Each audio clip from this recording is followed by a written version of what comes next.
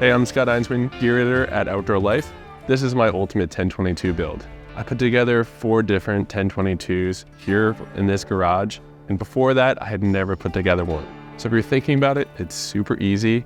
I'll walk you through each of these builds real quick. This is a Tacsol 1022 Takedown. Pretty much the receiver came together. Didn't even have to install the bolt. All I did was put 2 pins in and added the trigger group, and it was ready to go. This gun is super fun and surprisingly accurate for being so light.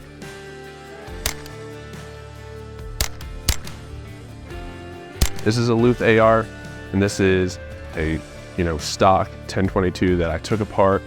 And so we kept the receiver in it, kept the bolt in it, added a Timney trigger. Again, those trigger groups it's just 2 pins, and then mounted it in this Luth AR stock. Over here we have a Blackhawk stock, and that's a standard 1022 receiver, 1022 bolt, 1022 trigger, and then we added a Tacsol barrel to that. And then here, this is my baby.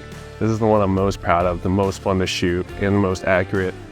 It's a build from scratch, and actually building from scratch was much easier than taking apart a 1022 and retrofitting parts.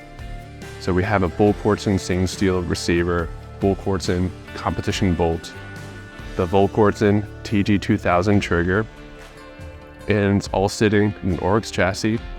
And just to be extra fancy, we got a proof barrel. It's a carbon wrap barrel, shoots lights out.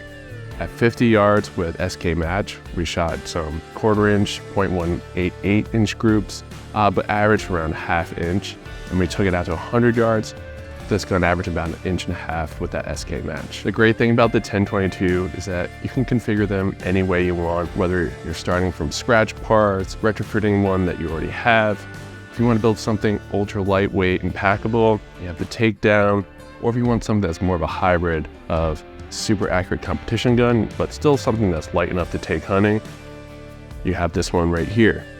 One of the biggest upgrades in this build is the trigger.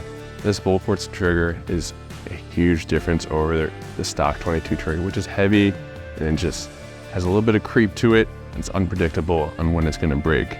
But you go to something like this TG2000, which, drop-in triggers for 1022s cost between $200 to $300. So it costs about as much as a stock gun, but believe me, they're worth upgrading to. This one breaks about 2 pounds, 8 ounces. It's super clean break.